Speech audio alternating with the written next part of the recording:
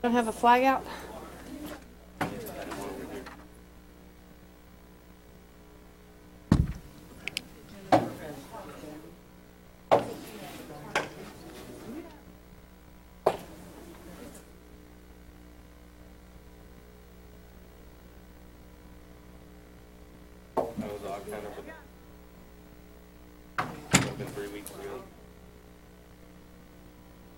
Good morning, everybody.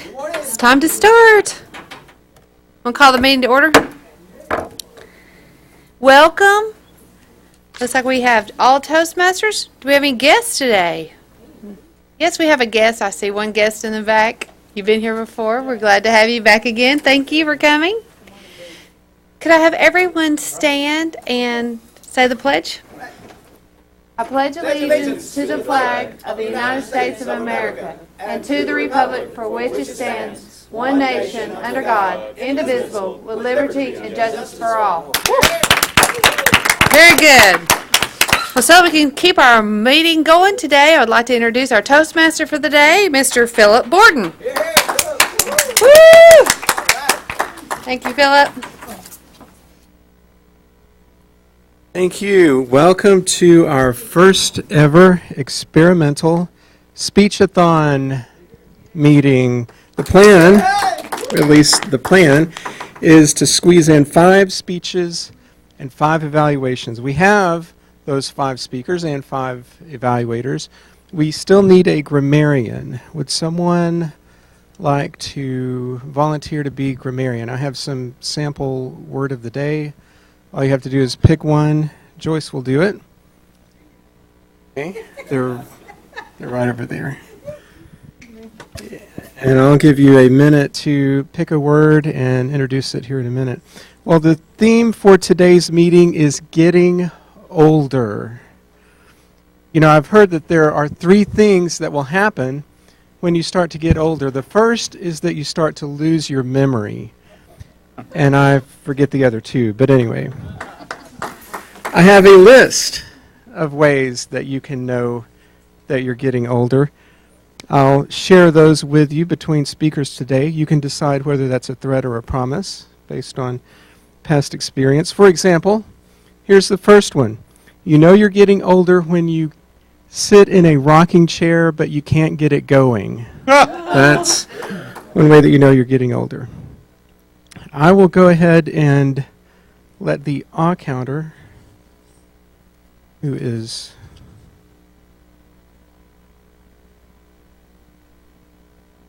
Dana. I'm getting this week and next week mixed up. There we go. Thank you. Okay, Dana, while you're standing, would you explain the role of the awe counter, please? Today I'll use the bell when someone says ah or has a pause that's really not necessary. I'm also going to ding people for so's unless it's their first or second or maybe third speech. Other than that, we're going to have a lot of so dingings today. Thank you.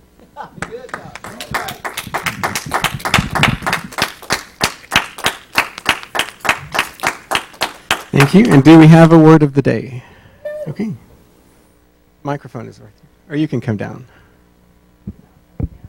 To see me. All right, word of the day. Sorry. Our fill-in grammarian is Joyce Biddle presenting the word of the day. Thank you, Mr. Toastmaster. Our word of today is schism.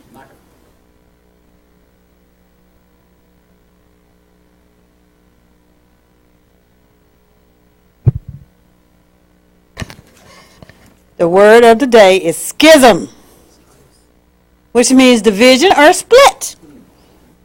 Example sentence: after the loss of his job, the schism in their marriage grew wider. Schism.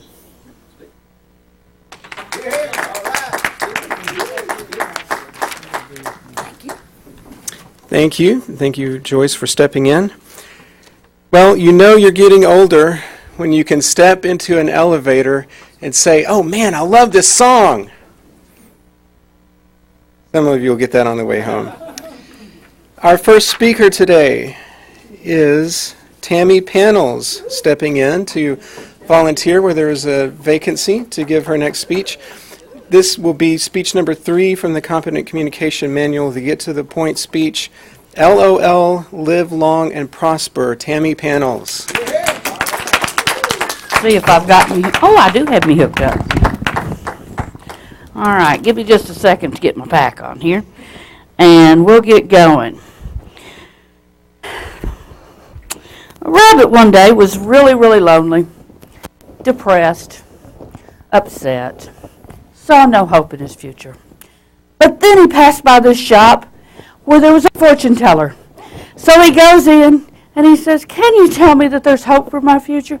Can you tell me that there's going to be a brighter day?" The fortune teller gets out her crystal ball and looks, and she says, "Oh, yes, yes. I see there is a beautiful young woman who will be interested in you inside and out."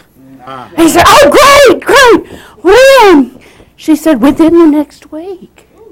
He said, "Oh, great. Can you tell me where?" She said, "Yes, in her biology lab." All right. That gets us on our way to laughter. The name of my speech is LOL. Live long and prosper. We began, am I too loud? Okay. A couple of weeks ago we were in here and we really had a great time, and there were some who said they were glad they came because they had a bad day or they were going to have a bad day. The laughter really helped. I thought, that's perfect for my next speech. Let's talk about what laughter really does. It helps you physically, psychologically, socially, and therefore in your job to prosper.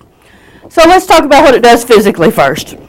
Physically, when you laugh, a good hearty belly laugh, you use 3.5 calories for a quarter of a minute of laughter. When you laugh a good hearty laugh, it exercises your abs, your glutes, your heart, your neck, and your shoulders. Think about it. When you really laugh, you shake all over. It's good for you physically. It also lowers your blood sugar. Psychologically, and they told me I could write on the wall, so here's the handwriting on the wall, folks. All right.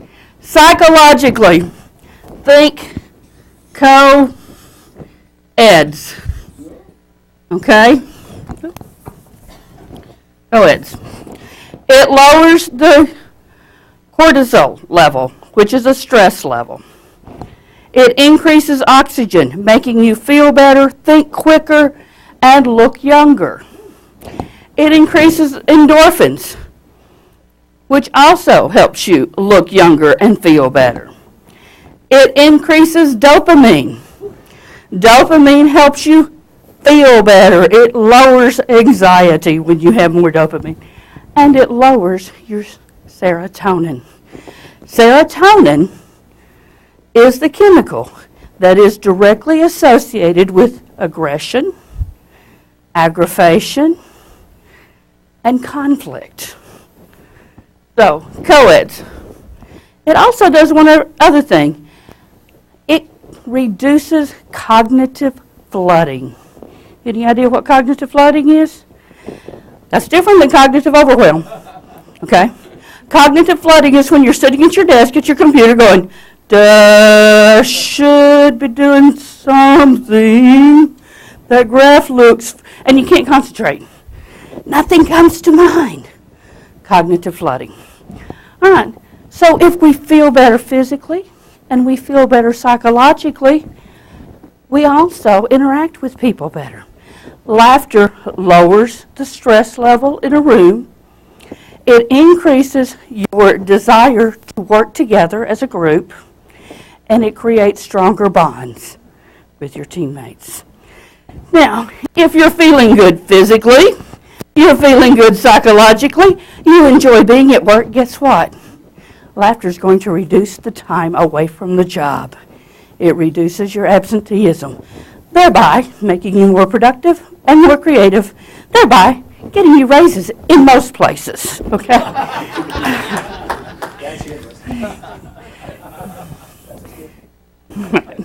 Thank you, Toastmaster.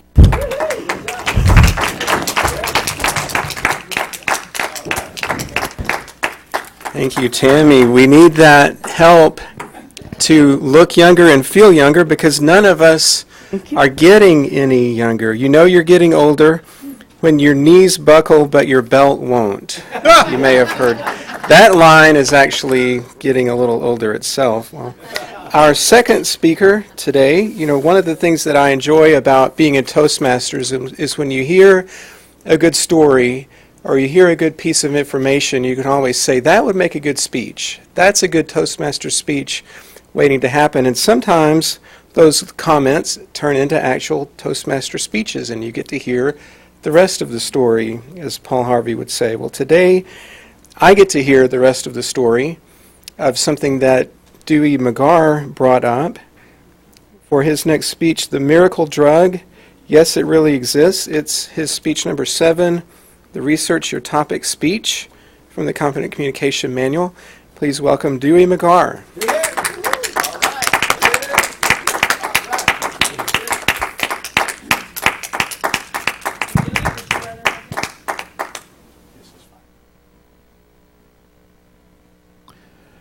People have looked for years for the miracle drug, the fountain of youth, all of those special words that they say for what works miracles. I'm here today to tell you that I have found it. We're the Healthmasters. We're all focused on healthier living, healthier lifestyles, healthier lives from start to finish. Many of you know my wife's story. She's had a lot of struggles in her life, physically and in other ways. The most critical one in my experience with her was in 2008, November the 19th. An aneurysm burst deep inside her brain that caused her to have a stroke. They rushed her to the hospital.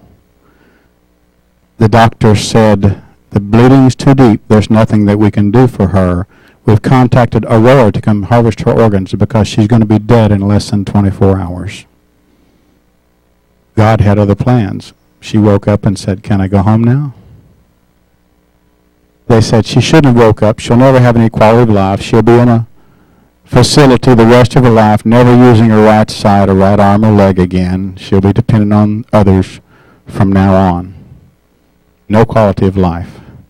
Susan said, you don't know the God that I know. My God's going to heal me. Those therapists laughed her to scorn, but 5 months later she walked out of that place on her own 2 feet, and now she's playing piano again. At one time she was a concert pianist, and now she's getting it back. Yes, miracles do happen today in spite of the degree-laden theologians who think otherwise. If you don't believe it, just ask Susan. She can tell you.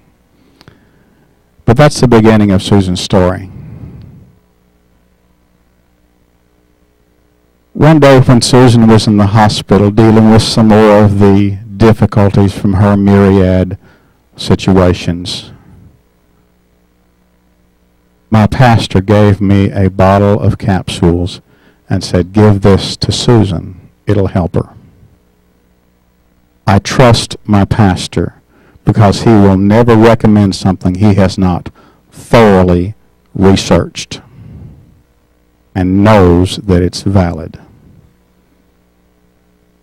Susan's struggling with diabetes. She was taking insulin shots 4 times a day. Her liver and kidneys were shot. They're talking dialysis and transplants. So not only the stroke, many other health issues that she's had in her life that she struggled with. But what he gave me was a bottle of Ganoderma lucidum. What is Ganoderma, you ask? I'm glad you ask. In Cantonese, Lingxi or Reishi is the name of the red mushroom Ganoderma lucidum. It has been used as a medical mushroom in China for over 4,000 years. Those of you who are familiar with Chinese medicine will know about it. They call it the miraculous king of herbs. The scientific name Ganoderma is derived from the ancient Greece and is translated bright, shiny skin. The word lingxi in Chinese means herb of spiritual potency and has been described as the mushroom of immorality. Sounds like something you'd see in a snake oil shop or a advertisement on TV, doesn't it? I thought so myself. But I didn't know all of those things that were being advertised about it when Walter gave me that bottle. All I know is he said, "This will help Susan." I believed him. I put it in her pill box with all of our other pills. It was truly a blind test because when she came out of the hospital, I forgot to tell her what I had done. She just thought it was more medicine from the hospital. And to show you how God will set something up, 3 weeks later, all 7 of her specialist doctors had her in for their routine appointments. Some every 3 months, some every 6 months. But they all failed the same week. Never happened before or since. Every doctor had the same response. "We don't understand. What are you doing differently? This critical level in your blood is way down. Quit taking this medicine. You don't need that one anymore." At the end of the week, she'd been taken off 14 pharmaceutical drugs. 4 others had been reduced by half. The diabetic doctor reduced her insulin intake by half. Her insulin levels leveled out so they weren't spiking during the day, so her 3 daytime shots were eliminated altogether. This all took place in less than a month of her taking this one medicine. Coincidence, you say? Some might say that. But I believed what it had done. I believed that it worked for Susan because I saw a miracle in her life. Not only was she taking all these fewer pharmaceutical medications, she wasn't dealing with all the side effects that they come with, and you know that they have them. All the advertisements on TV about all of these wonder drugs. If you have minor arthritis, take this pill. It'll cause you to have a heart attack, stroke, and die, but you won't feel bad. That's reality. If you listen to the auctioneers say all of those side effects. But she had a quality of life that she'd not had in decades. There was another issue with the nerve endings waking up after her stroke, and they gave her a couple of medicines, Lyrica and Baclofen, to deal with muscle spasms and nerve pain. These 2 things had an allergic reaction, put her in the hospital and near death. Of course, they discontinued and put them on a banned list. But she was off Ganoderma for 3 weeks. Her blood pressure went up, her heart rate went up, her sugar went up. All of her numbers went haywire. Got her back home, put her back on Ganoderma, and everything came back to normal again. Does it work? Yes, it works.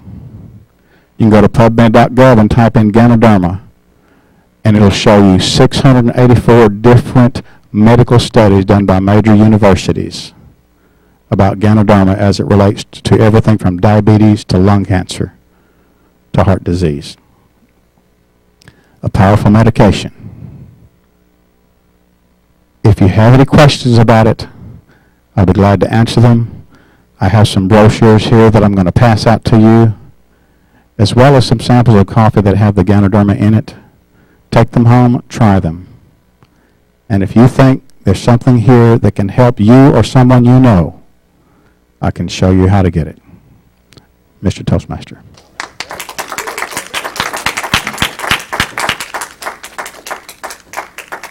Thank you, Dewey. Great job. A speech to inform, and boy, were we ever informed. Wasn't that great? Well, we need that kind of information because, again, we're not getting any younger. A couple of other ways that you know you're getting older. You know you're getting older when the late show for you is the 6 o'clock news. That's the late show. You know you're getting older when you can throw a wild party and your neighbors don't even know it. Well, our next speaker is someone who has added not just a lot of experience to our club, but also added a lot of youthfulness and vitality to our club. It's Adrian Duncan. He is here to present his speech, Aging with Grace, Delightful. Welcome, Adrian Duncan.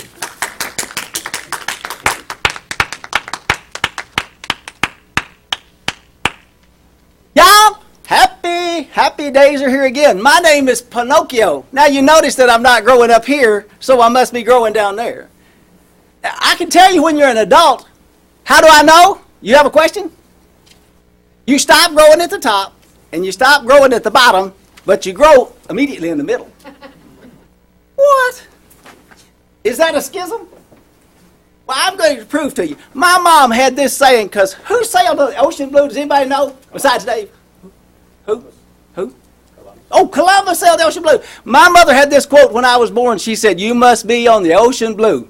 She said, quote, this is something I learned from the time I was very small because I had little tiny booties crocheted in the color of blue. Now, y'all may not know that, but boys' color is blue. Now, you girls may be hot pink or whatever. That's good. Y'all didn't catch that either. Wow. It was midnight on the ocean. Not a streetcar was there in sight. The sun was shining brightly, and it rained all day that night. While the organ peeled potatoes, lard was rendered by the choir. That's Susan's quote. Lard was rendered by the choir. While the sexton rang the dish rag, someone set the church on fire. Holy smoke, the preacher shouted. Looks just like me. Holy smoke, the preacher shouted. In the rain, he lost his hair. Now his head resembles heaven, for there is no parting there. Y'all didn't catch that either. That must be another schism. I don't know about it. Pinocchio. I love living, and my life has always been blue. I wear a blue coat. I wear blue shoes. My name is Pinocchio today, and I'll show you something different. Because my name is Pinocchio, I'm not growing up. I'm growing mature with grace and delight. Being delightful is my cup of tea. Does everyone believe that, or mostly believe that? My baby shoes looked very unusual, but my new shoes now is growing in this style. Now that's a schism if I ever saw one. And I love these. These are so delightful. Next year they'll have to be twice this size because I'm growing in grace. Last week I went with some friends of mine. I better not tell you who. We had a steak dinner. Well, that was a mistake. I used my best pair of false teeth, and I can't get the steak out of my tooth. Is that a sign of aging with grace? The steak was delightful and tender, so I perceive that as I'm growing older, not old, but older with grace and well seasoned, I believe that I'm the perfect specimen of youth, growing younger at my age. In heart, mind, body, soul, spirit. As I was growing up, I had a younger cousin. Actually, he was my brother, but wound up being adopted. His name was Kevin. He only weighed 413 pounds. Can you imagine the two of us side by side? Look at my hairdo now. I didn't have any hair then, still don't have. But if you look at Dewey, a friend of mine, he's got that perfect head of hair like Kevin has. And he's almost the same size Kevin was when he was 9 years old. When he was 9, he weighed over 170 pounds at 9 years old. Now let me tell you something about Kevin. I can't do his math and calculus, and he can't do my spelling. Why? The computer, the iPad, all that, Facebook, Twitter. I can't Twitter either, but I can't dance either, so I guess that's cool. Y'all may be able to dance. I hope so, because that keeps you young, happy, and healthy, right? As I got older, I noticed his hair got longer, and my hair got shorter. My head got rounder, and his head got square. Now, you can't be square, square, and square, but he can. He did. He is. He's more square than any computer geek. Are there any computer geeks in here? Then you must be Pinocchio because you're growing at the bottom. Well, no, you may be an adult now, growing in the middle instead of... Y'all didn't catch that either. That must be another schism. I got to come up with some better Bits of information. My mother told me when I get grown, my aunts, both of them, my Aunt Arlie and my Aunt Jenny, was a lot older than I was. Actually, they were born before the 1900s. My aunt told my mother, she said, "That's the ugliest baby I've ever seen in a cradle."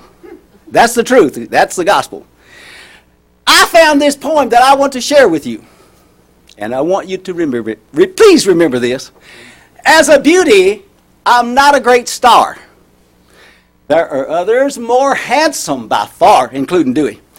But my face, I don't mind it, because I'm behind it. It 'tis the folks in the front that gets the jar. If that's not a schism, I haven't seen a schism either. And I love this new age technology. It just amazes me. I played homemade cards. I mean, I could shuffle cards like, even though I was a blind person, I could play cards. But this cousin that I got that's become my brother's name, Kevin, I can't do his computer games, and he can't play old maid, because he's not an old maid. He's an old bachelor. And I don't know any of y'all that's an old bachelor. Y'all? Not one. I still say I'm Pinocchio, and this time next year, I hope you'll see the humor in my life as you see me growing at the bottom and not in the middle, but happy at the top and the bottom. Mr. Toastmaster, did that work all right? Great. Now, the only thing that I've lost today is my old bag, so I tell my wife all the time, the only thing I have to carry with me is my old bag. Is that all right? That was pretty good for an old bag. For an old bag, that was pretty good. That was awesome. Thank you, Adrian, for that interesting take on men's hairstyles. I never thought about that before. You know, when you think about men's hairstyles, there are really only 3 different kinds of men's hairstyles. There's not much variety. It all comes down to really 3 men's hairstyles. There's parted, there's unparted, and there's departed. That's really the only men's hairstyles that there are. Well, I don't mean to create a schism between men and women in our meeting, but while we're on the subject of getting older and growing in all the right places, you know you're getting older when you cancel a trip to the beach because you can't find your metal detector. Actually, along those same lines, you know you're getting older when you can't wear your sandals because your favorite brown socks are dirty. Remember that show, What Not to Wear? I think there was some value in that show. Well, our next speaker will balance things out by talking about the girl side of things. Our next speaker is Kenyatta Mumford, here to present her next speech, the Get to the Point speech. It's a girl thing. Help me welcome Kenyatta Mumford.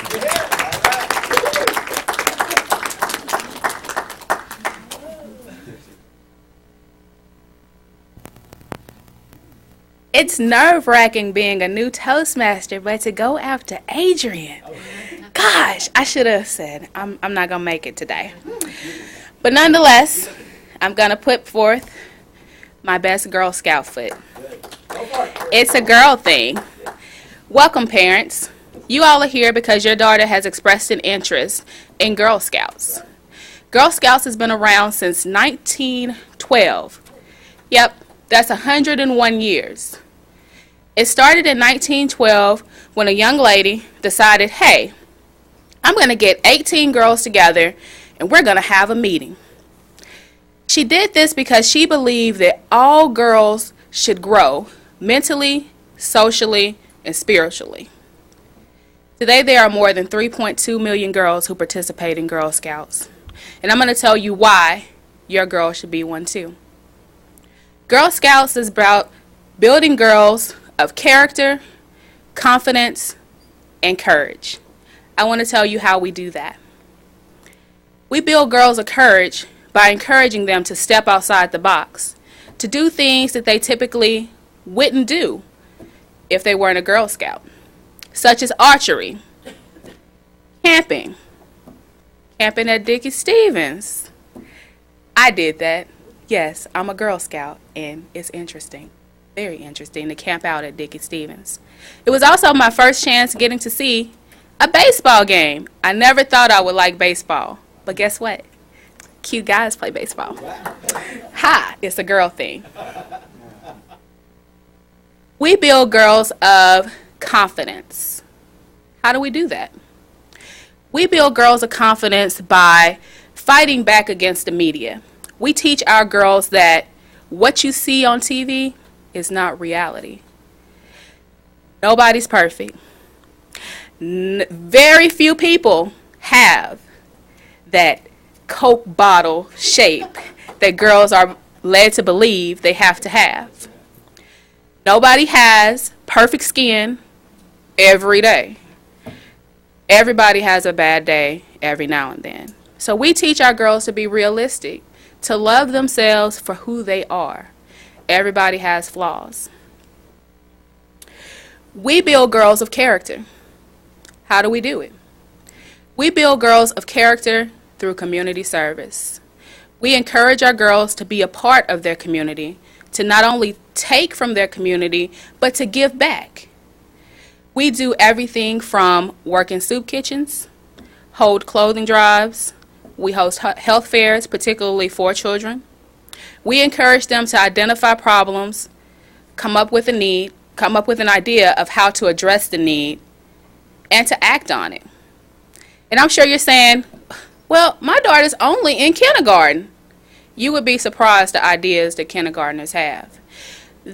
If you motivate them, they can really come up with some innovative ways to give back to their community. Girl Scouts is all about being girl-led. We inspire girls to be leaders. That's why the girls basically control what they're going to do. They are forced to collaborate with each other and decide, hey, what do we want to do today? How do we want to go about it? Who gets to be the leader? That's when you come into a problem with kindergartners, because in kindergarten, everybody wants to be the leader. Because if you're the leader and you're a girl, that means you're the boss. Girls like to be the boss. We also encourage girls to take control of their finances. The main thing that people know about Girl Scouts, they say, well, Girl Scouts is all about selling cookies. It's not. We, as Girl Scout leaders, don't like to stand in front of Sam's. Believe me, as much as you don't want to see us, we really didn't want to see you. But the reality is, selling cookies is a financial literacy program for young girls. It teaches them how to raise their own money. For every box of cookies they sell, they get money back from those cookies. And then they get to decide how they want to spend their money. And they don't get to spend it on themselves. They use that money to give back to the community. So for every box of cookies that you buy, you enable a Girl Scout to give back to her community. Girl Scouts are encouraged to discover the things that are in their environment, connect with it, and take action. How many of you were Girl Scouts? We have very few ladies. What's your favorite experience of being a Girl Scout?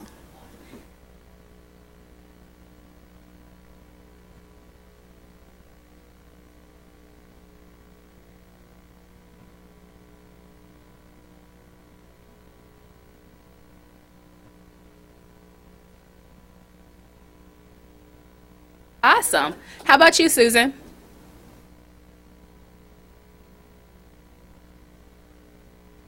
How to cook. Anybody else want to share their experience? Come on, don't be shy. Boy Scouts. Any Boy Scouts? Dewey?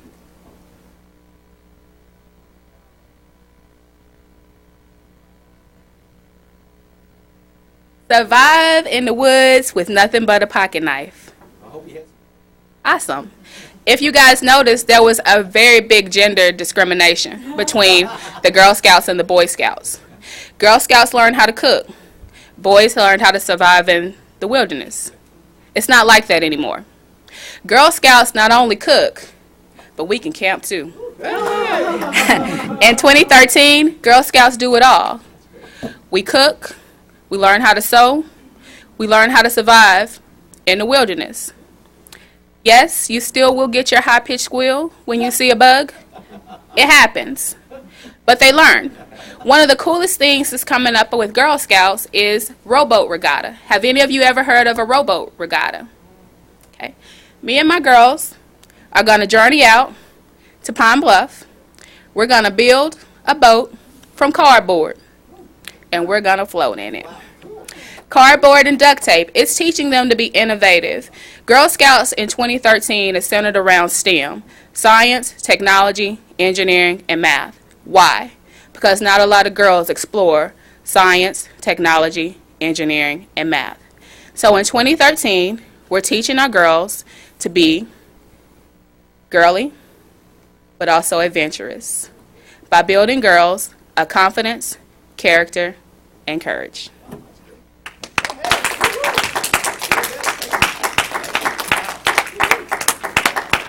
Thank you, Q. Great job. I'm her mentor, by the way. I taught her everything that she knows.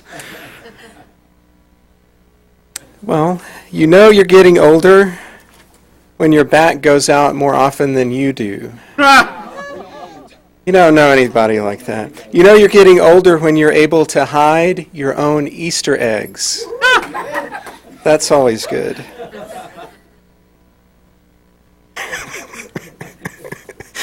Well, our next speaker is past President Nathaniel Noble, here to present his next speech, What's the Connection? Speech number 5, Your Body Speaks. Help me welcome Nathaniel Noble.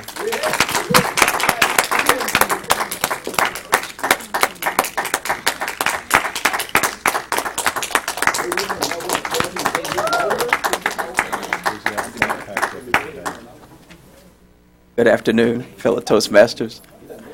Barbara made the comment, only speech number 5? Yes, I don't speak unless I have to. You guys know how much I hate being in front of group speaking, but it's what I do. It's odd. Today was the first day of school back for my sons, and I have my backpack like they walk down the hallways with their backpack, and you know you're getting older when I'm sitting there looking at these kids. One's in high school now, one's starting pre-K, and I remember the day they were born. I remember all these little things. You're going, wow, where has the time gone? And it's flying. It's really flying. As I walked my pre-K son in, I walked in the room with him. I looked around a little bit and saw all the bright eyes of the kids starting off their new school year, and some of them looked a little more well-kept than others. This is our first day in public schools. He's in CAC last year. And I really didn't know what I was going to talk about until I took them to school this morning. So I went back home, grabbed my backpack, grabbed a couple of things, and my speech title is, What's the Connection? So I'm going to pull out a few things, and I'll do it right here, and see if we can see some of the connections here.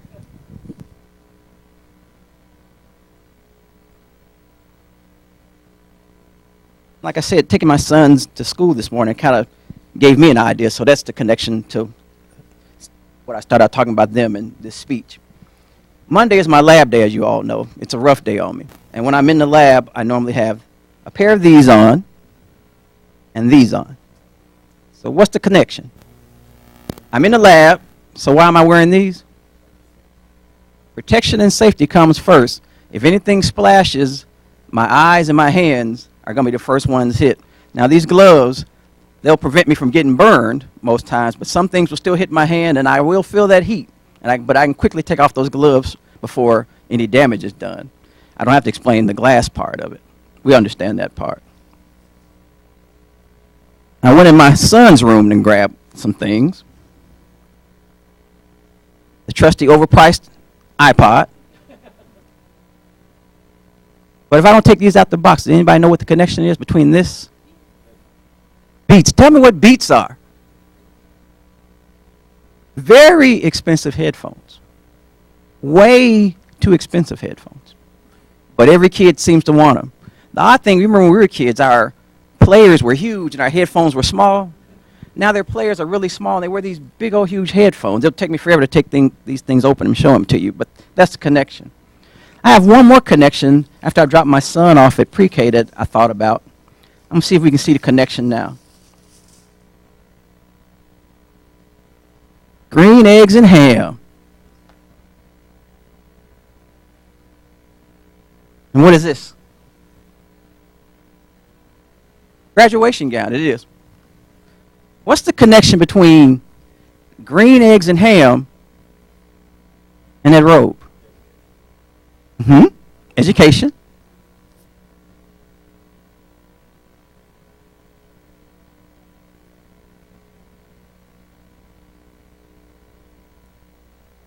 Good answers. In 2012, the Annie Case Foundation did a study that said if students cannot read on a third grade level by the time they complete the third grade, 16% of them will not graduate high school.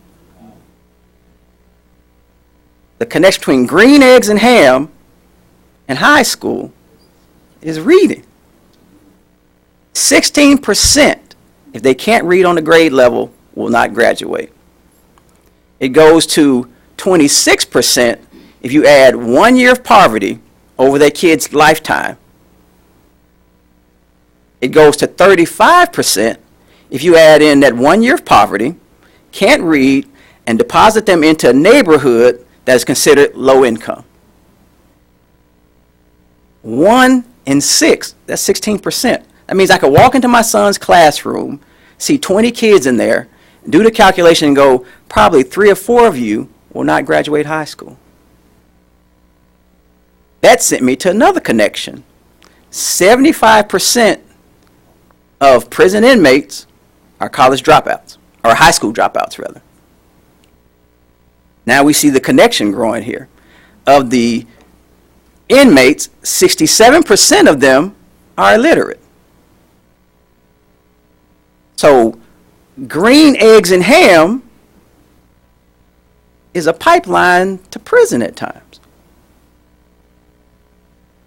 It's odd when I think about the connections of all this. What they say is, up to the third grade, you're learning to read. Beyond the third grade, you're reading to learn. So if you can't read, there's no way you can learn because the textbooks mean nothing to you. It's an odd situation for them to be in. And in this state, I mentioned it once before, there are 3 zip codes in this city that get more people released from prison than any zip codes combined in this entire state. 3 zip codes in this city gets more prisoners after they're released than all zip codes combined. That's 72206, 72204, and 72209. So now you have these people who've been released from prison going into the same neighborhoods, perpetuating the problem. Their kids may perpetuate the problem. Now we have poverty on top of illiteracy. But what's the connection to me? I don't live in those zip codes. But my in-laws live in 72204. Been there their whole lives, refused to leave. He's a retired contractor. He built Walmart. He built the Heart Hospital. He built a few other places. He is going nowhere. His little stretch of land, everybody on their block is the same. All their kids come home for Christmas. It's like a big gathering when my wife goes over there at Christmas and Thanksgiving for all the kids who left. But the fact that now that poverty has been perpetuated, now we have to put bars on his window. Now we have to make sure that they're not out after a certain hour. All over green eggs and ham. There is a schism being produced between the haves and the have-nots. And it's starting a lot earlier than most of us assume. Well, what's our connection? I go to Stevens on Friday. I read to second graders. The connection is, if I start at second grade, by the time they're in the third grade, they might enjoy reading. The question becomes, what is the rest of our connection going to be? Toastmaster.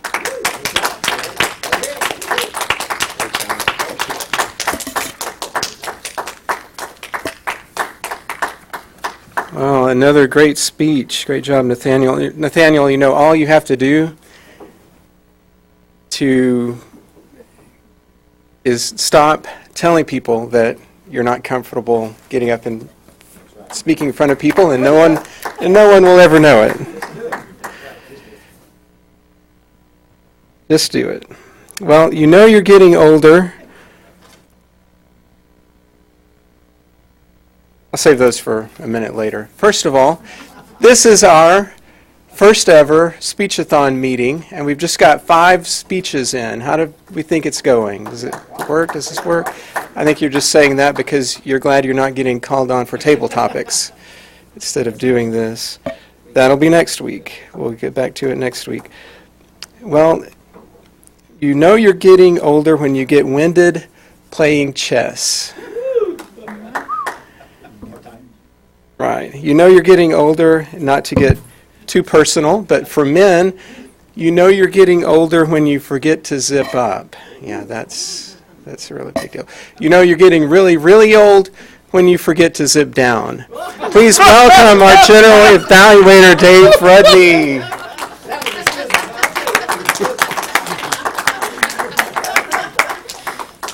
Well, thank you, Philip. That was a disturbing image to have in my head as I'm coming up here. Adrian gets a kick out of that. And now let's move ahead because we're a little bit behind on time, about 5 minutes. Let's go to the evaluator for speech number 1, Tammy's speech, which is being evaluated by June.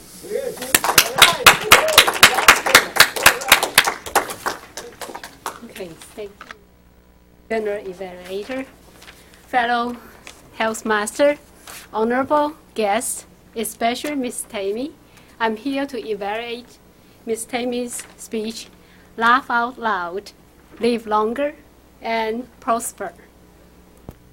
Ms. Tammy come to the lesson to begin her speech with confidence. She has no notes, and she's doing a very good presentation, walk around, have very good gesture, and give us a very good speech. I really love this speech. It starts with a joke about a fortune teller, and it associates with our colleagues. That's interesting. The speech consists the body with 3 aspects of the benefits laugh will bring you for physically, psychological, and for the jobs. It has the numbers, very interesting. You burn 3.5 calories every quarter minute when you laugh. She also used the whiteboard to write the abbreviation of the codes for the psychology benefits laugh brings to you. Ask the audience questions about what it means of cognitive flattening. I don't know that. I learned it from her speech. And she ended up with the conclusion, if you laugh, you feel better, you love to go to your job, and you are more productive. So, finally, in most places, you get a raise. I really love the humor that is in her speech. If anything can be added to this speech, I think probably you can speak a little bit longer, more material, because I really enjoyed it and I laugh a lot during this. Very good speech. Thank you, June. And now our next evaluator will be evaluating Dewey's speech. Please welcome Barbara Williams. Thank you. Good afternoon. I'm evaluating Dewey's speech on the miracle drug. Dewey always has a sincere aura about him. The speech that he gave today was from a personal experience. It was a very good speech. Ganoderma, I'll be looking for that. I am getting older because my rocking chair now is automatic. Press the button, I go up, head, I go down. So with a little Ganoderma, I might be able to buy a manual one, I'm not sure. You did move around a lot. You had a little body language going on. However, I did notice you kept your hand in your pocket a lot, but you did walk away from the podium, so that was good. However, I would have liked to have had a little more information about Ganoderma. So I probably would have passed out, thank you very much, passed up my flyers first, maybe. I was looking for information on the medicine, I guess, itself. That's where I went with it. And not, then when you passed out the flyer, I got confused because it was about coffee.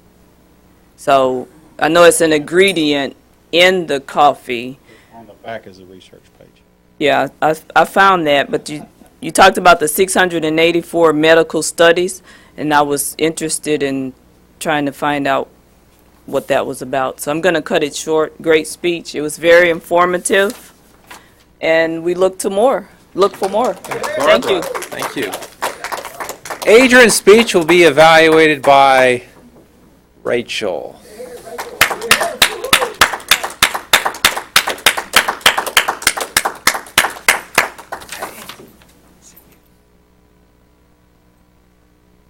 Today I will be evaluating Adrian's speech. First of all, what I would like to say about Adrian's speech is that he is very enthusiastic. I like his enthusiasm that he brings to the table for all of us. I also like the way you incorporated the word of the day a lot, and also that you used the word of the day and you also used it in examples with you and your cousin, showing the differences between you and Kevin. I like that also, and how you made a correlation between Pinocchio and growing. I like that. Also, how you, what I have down here, how you just made the audience comfortable and just listening to you. You are very engaging. I like that aspect of you. Also, the only thing I would change about it is sometimes when you transition to one end or another, sometimes we as an audience may lose you, then also catch up. So if you can just work on your transition, everything will be okay. So, but that's all I have, and great speech. Thank you. All right. Thank you, Rachel. Thank you so much.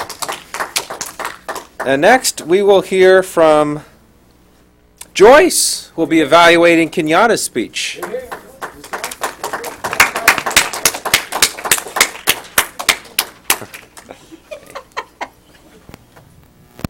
It's a girl thing. Wow, I like that.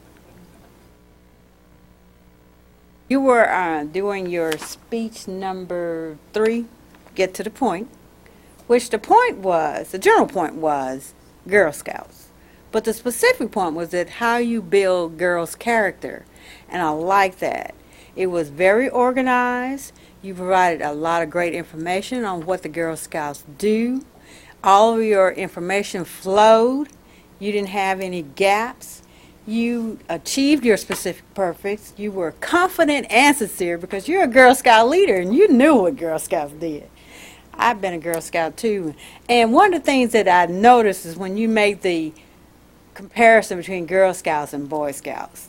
And true, there was a difference back in the day, but I have been camping as well. And I didn't like it. That's why I didn't stand.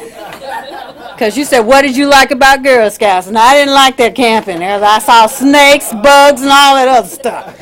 And if y'all know me, I don't like creepy crawly things. You didn't rely on any notes, and your speech was very effective. And I really enjoyed it. Mr. Toastmaster. Thank you, Joyce. And now we will hear the evaluator for Nathaniel's speech, Tony Bailey.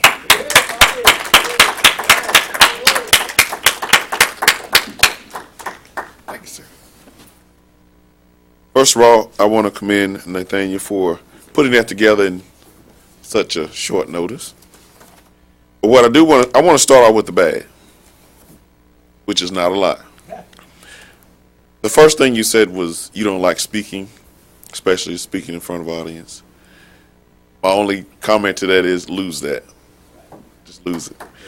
And especially for someone who does it so naturally, right? So his posture and everything was always good. His speech went really well with the theme, and he just speaks so fluently, has all the right words, all the right hand gestures, the looking around, making eye contact. He does all that well. And then the speech itself, the analogy with the green eggs and ham, that's going to stick in my mind. Just think about what can be done just by looking at a particular, let's say, grade level. Third grade level. You go in a third grade class, and that's when they decide how many prisons they're going to build. Wow, that's amazing. So he used all those kind of stats and everything, but he didn't overbear, with all of that. Just made it flow real natural. So, closing comment, I would like to challenge you. Some of us have a really natural gift of speaking. Some of us have to work hard at it, right? Nathaniel is one of those that has a natural gift. So my challenge to you is simply walk in your natural gift. Great job. Well, that was a powerful metaphor. As they say, a picture is worth 1,000 words, but a metaphor is worth 1,000 pictures. So metaphors are powerful. NIC, it's my opportunity to share some general comments. I love the speech-a-thon. Did you like it? Yeah. Like the speech-a-thon. Good feedback on that. What did you think of these name tags? Did you see the name? Great idea, but where's Barbara left? But let's commend Barbara for those name tags. So now there's no excuse if you will be called on possibly for table topics. We look around, we will know. So if you can't remember someone's name, you'll remember because you'll see the name. And I appreciate Joyce stepping up as grammarian. I think the one thing I think maybe we could work on is applause, because did you notice when Adrian was introduced, he was coming up and there was, if you're coming up and you're speaking and you hear verses, all right, everyone, thunderous applause. Dave Rudney. See? It makes all the difference. So let's applaud like we mean it. And how about we hear from the grammarian today, Joyce?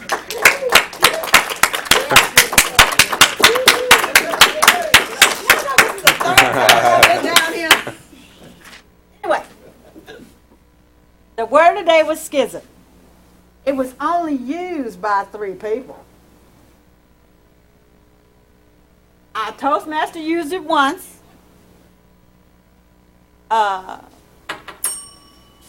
Nathaniel used it once. But the winner is Adrian. He used it 5 times. Woo! Now, I know schism is a hard word to use, but somebody could have put a schism in there somewhere. That's a good word. In any case, I did not find any really grammatical errors. June, however, when you were evaluating Tammy, the way you pronounced her speech title was a little off, because you said LOL, live longer and prosper, but that's not what it was. It was actually live long and prosper, which comes from Star Trek, so I know.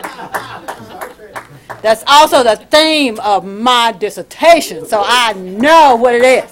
In any case, that was all I found, so. All right, thank you.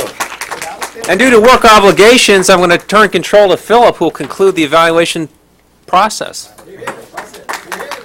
Thank you. I think all that's left is the timer's report. Caleb, if you're ready to give us our timer report.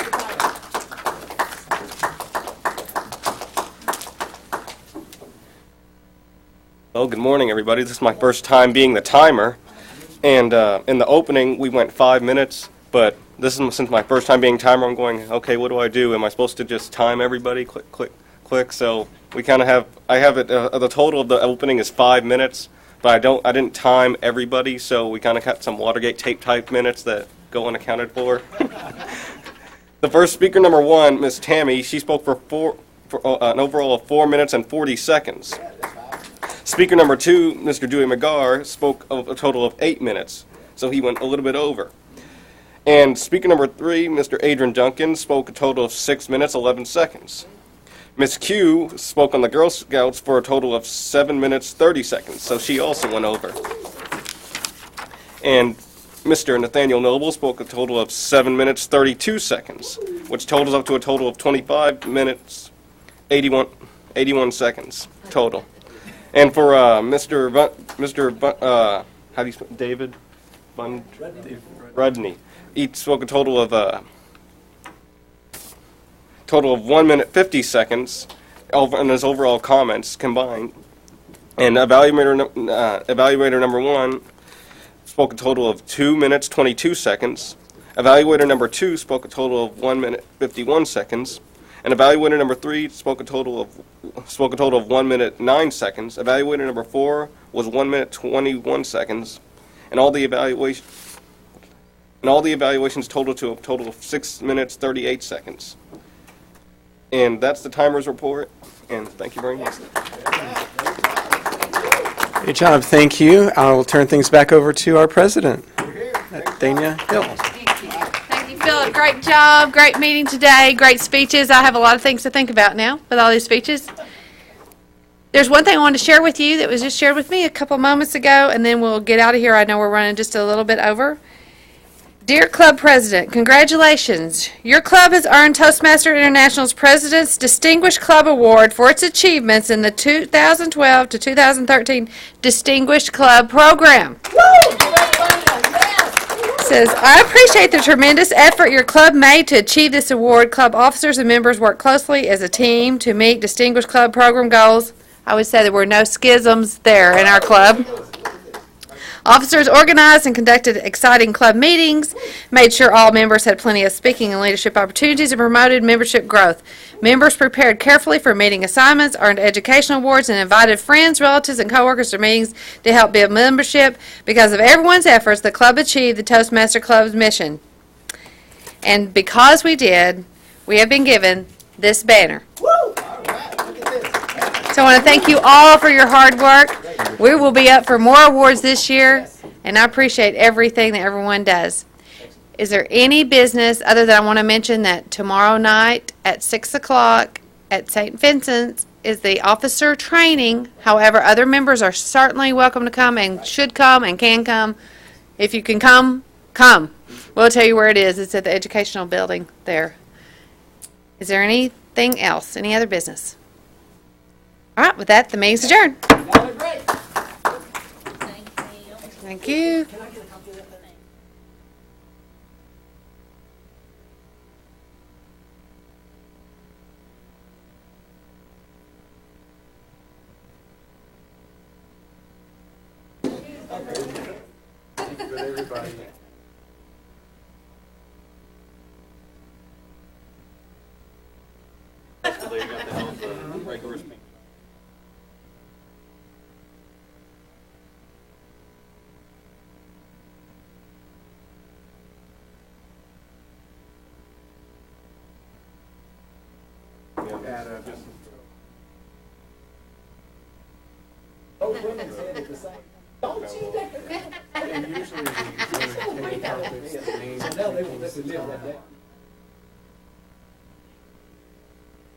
Careful. Does this go under here, Philip, or just under here? Second shelf there.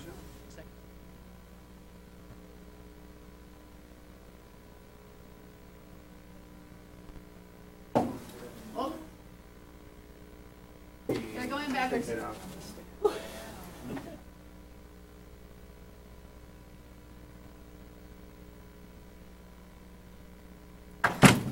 Smart. Fine. Okay.